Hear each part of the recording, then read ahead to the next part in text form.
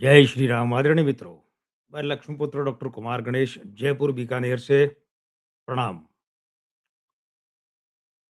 वर्ष 2026 में मूलांक 6 वालों के लिए बात करने के लिए आए हैं। तो सबसे पहले तो आपको ये बता दें कि मूलांक 6 वाले व्यक्ति कौन-कौन होते हैं। किसी भी महीने की 6 तारीख, 15 तारीख या 24 तारीख को जन्मे लोगों का मूलांक 6 होता है।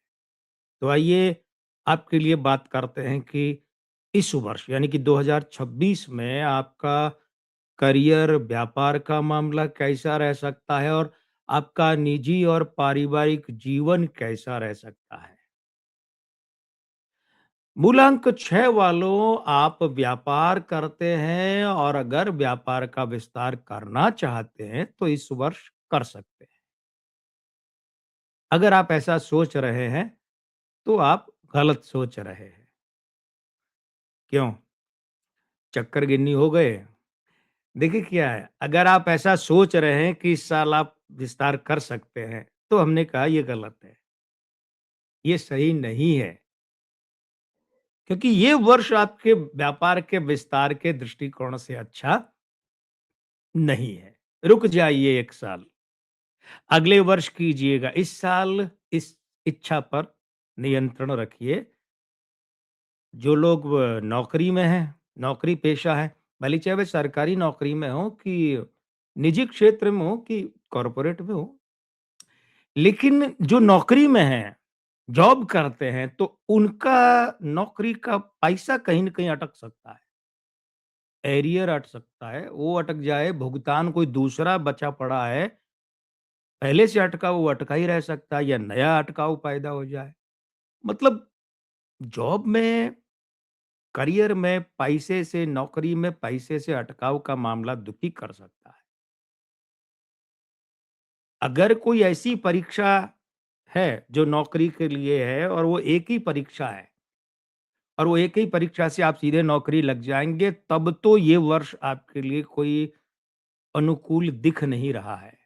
लेकिन अगर ऐसी कोई नौकरी है कि जिसमें एक से अधिक परीक्षाएँ होती हैं और फिर वो लंबी खींचे, इतनी लंबी खिंच जाए कि ये वर्ष लगभग खत्म हो जाए या अगला वर्ष आ जाए, तो उस नौकरी के मामले में, उस नौकरी से संबंधित परीक्षाओं के मामले में आपको अनुकूलता रह सकती है और साक्षात्कार अगर आप दे चुके हैं पहले से ही, ये वर्ष आरंभ होने से पहले, तो उसका परिणाम इस वर्ष अच्छा रह सकता है। और अगर इस वर्ष साक्षात्कार की नौबत आती है, आपको देना पड़ता है, तो हमारी गणना के मुताबिक आपको उसमें अनुकूलता रह सकती है। जो लोग ब्याज बट्टे का काम करते हैं या अडाणे का काम करते हैं, अडाणा मतलब राजस्थानी, गुजराती में अडाणा और वैसे अडाणा कहते हैं रेहन रखना, गिरवी रखना। वो दूसरों का सामान होता है ना, गिरवी रख के पैसा देते हैं, है ना? ये बहुत सी गोल्ड फाइनेंस वाली कंपनी यही तो करती है, वो गोल्ड गिरहन गिरवी रखवाती है, अडाणा रखवाती है और पैसा देती है। तो जो लोग ब्याज बट्टे का काम करते हैं, ब्याज पर पैसा देते हैं या गिरवी रखकर पैसा देते हैं, तो उनके लिए ये वर्ष 2026 अनुकूलता वाला रह सकता है। उन्हें अपने काम धंधे में अच्छा लाभ मिल सकता है और अगर चाहते हैं कि स्थानांतरण हो जाए आपका नौकरी में इस वर्ष, तो स्थानांतरण भी हो सकता है और उसके साथ-साथ आपका धन लाभ भी हो सकता है। हाँ, अगर आपने किसी को पैसे उधार दे रखे हैं, ब्याज बट्टे पर वैसे नहीं, उधार, दोनों में अंतर है। उधार दे रखे तो वो पैसा आपका अटक सकता है, उसकी वापसी रुक सकती है। तो और अगर आप इस वर्ष देना चाहते हैं तो थोड़ा नियंत्रण रखिए, इस भावना पर मत दीजिए क्योंकि अगर आप उधार देंगे तो पैसा आपका वापसी के लिए फिर दुखी करेगा।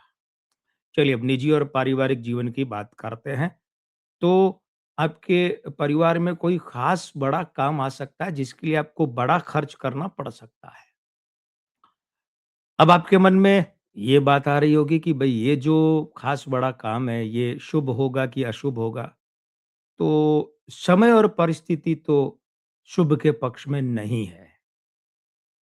और जो आपको शुभ दिख रहा होगा वो भी इतना खर्च करवा देगा कि खर्च के लिहाज से तो वो आपके लिए दुखी साबित होगा, दुःख का दायक ही साबित होगा, आपके लिए अशुभ ही आप कहेंगे भई कार्य तो शुभ था, लेकिन इतना लंबा-चौड़ा खर्च या अनपेक्षित खर्च हो गया या खर्च के लिए राशि का इंतज़ाम करना बड़ा मुश्किल हो गया, मैं कर्ज़े में दब गया, तो भी उस शुभ कार्य का परिणाम तो आपको अशुभ के रूप में झेलना पड़ेगा ना।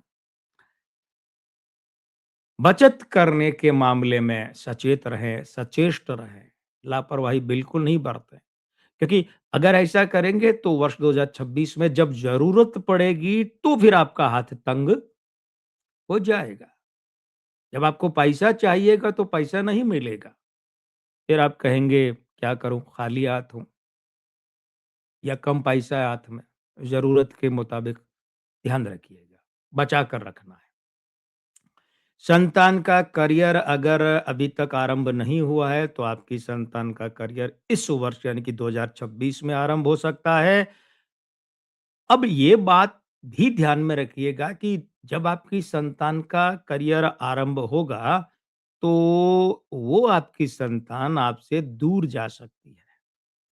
मतलब आप जिस शहर में, जिस ज़िले में रहते हैं, जिस जगह रहते हैं, वहाँ से कहीं दूर आपकी संतान का करियर बनेगा, तो ज़ाहिर बात है कि उसे वहाँ जाना ही पड़ेगा और वो आपसे दूर जाना ही होगा। कोई ख़ास सामाजिक काम आपको मिल सकता है या किसी खास सामाजिक आयोजन में आपको ज़िम्मेदारी मिल सकती है और ये एक अच्छी बात आपके लिए रहेगी कि आप उस ज़िम्मेदारी को बढ़िया ढंग से निभा लेंगे। उसमें भागा-दौड़ी भी होगी, उसमें आपका जेब का पैसा भी जा सकता है, अंटी का धन भी जा सकता है, आपकी शारीरिक भागा-दौड़ी, मानसिक भागा-दौड़ी बहुत हो सकती है। लेकिन कुल मिलाकर अच्छी बात क्या रहेगी, अंततोगत्वा आप उस सामाजिक ज़िम्मेदारी को बहुत बढ़िया ढंग से निभा लेंगे और दूसरों की नज़र में, समाज के लोगों की नज़र में आप हीरो भी बनकर उभर सकते हैं या आपकी प्रतिष्ठा, आपका मान-सम्मान समाज के लोगों की नज़रों में बढ़ सकता है। एक बात और, जीवन साथी के साथ तालमेल सुखद रह सकता है। अगर आप महिला हैं, तो आपके पतिदेव के साथ आपका तालमेल बढ़िया रह सकता है और अगर आप हमारा वीडियो देख रहे हैं, पुरुष हैं, तो आपकी पत्नी के साथ आपका तालमेल बहुत बढ़िया रह सकता है, दोनों के बीच प्रेम बना रहेगा। आप दोनों में से जिस किसी की भी नाक की नोक, नथुने पतले हों और बहुत तीखी लंबी चाकू जैसी हो, पतली और इतनी चुभने वाली, तो वे लोग थोड़ा-सा दाम्पत्य के मामले में ध्यान रखें। वहाँ कहीं कुछ अप्रियता या खींचातानी, तनाव या दुःख या कष्ट की बात हो सकती है। इतना ही। मैं लक्ष्मीपुत्र डॉक्टर कुमार गणेश, जयपुर बीकानेर से। जय श्री राम। प्रणाम।